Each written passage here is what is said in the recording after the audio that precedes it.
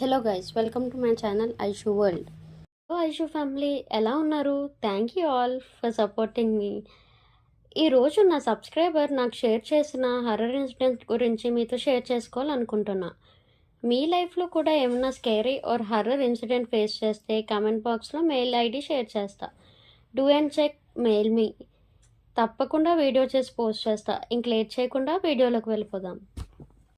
ఇది 2018లో విజయవాడలో ఒక ప్రైవేట్ హాస్పిటల్లో పనిచేస్తున్న ఒక నర్స్కి జరిగిన ఒక సంఘటన, యథార్థ సంఘటన.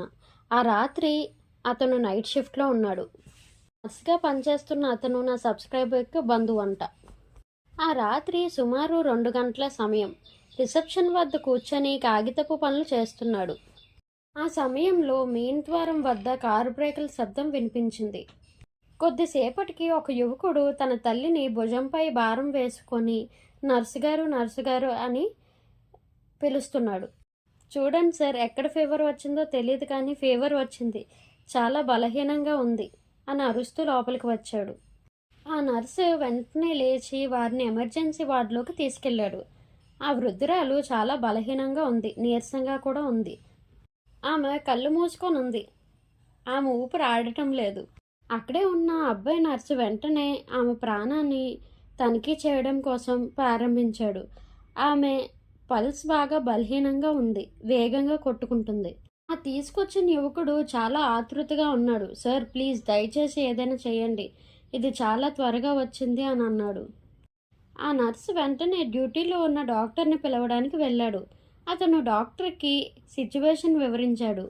డాక్టర్ కూడా వార్డులోకి వచ్చాడు, కానీ వారిద్దరూ ఎవరూ వార్డులో లేరు.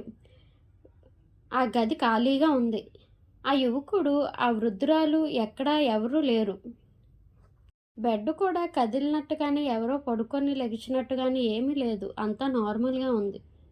ఆ నర్సు అబ్బాయికి అది చూసి చాలా భయంతో గందరగోళంగా కనిపించింది.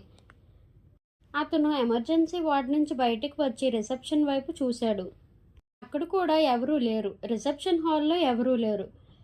మెయిన్ ద్వారం తెరిచిన స్థితిలో ఉంది. అతను సెక్యూరిటీ గార్డ్ని పిలవడానికి అవతలకి పరిగెట్టాడు. గార్డు కూడా తన సీట్లు వద్ద కూర్చొని నిద్రపోతున్నాడు. నర్స్ అతన్ని ఊది లేపాడు. ఏమయ్యా, ఇప్పుడు ఇద్దరు లోపలికి వచ్చారు కదా, ఒక యువకుడు ఒక ముసలామ, నువ్వు చూడలేదా అని అడిగాడు. గార్డు కళ్ళు రాచుకుంటూ నిద్రలోంచి లేచి, ఏమీ లేదు సార్, ఈ రాత్రి ఇప్పటి వరకు ఎవరూ రాలేదు, నేను ఇక్కడే కూర్చొని ఉన్నాను అన్నాడు. నర్సుకి శరీరం మేను గగ్గురు పరిచింది. అతను వెంటనే హాస్పిటల్ సీసీటీవీ రూమ్లోకి వెళ్ళాడు.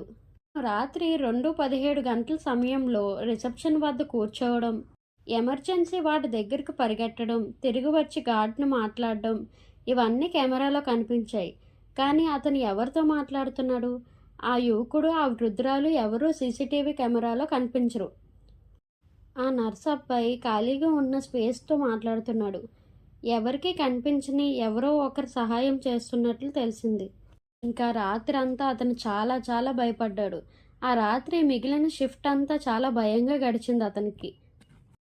ఆ హాస్పిటల్లో ఆ రోజు తర్వాత రాత్రి షిఫ్ట్లో పనిచేసే వారికి అదొక భయానక కథగా మారింది. ఆ రాత్రి 2:17 గంటల అడ్మిషన్ని ఎప్పటికీ వివరించలేకపోయాడు. ఇప్పటికీ అది తను తలుచుకున్నప్పుడల్లా నిద్ర పట్టేది కాదంట. ఈ హర్రర్ కంటెంట్ మీకు నచ్చుతుందని అనుకుంటున్నా. నచ్చితే ఈ వీడియోకి లైక్ చేయండి. అలాగే ఎంతో భయం వేసిన ఇంట్రెస్టింగ్గా హర్రర్ స్టోరీస్ వినేవాళ్ళకి, చూసేవాళ్ళకి ఈ వీడియోని షేర్ చేయండి. Always Aishu's family will be in Aishu's heart. Subscribe చేసుకోండి ప్లీజ్. ఐషూ వరల్డ్కి ఫ్యామిలీ అయిపోండి.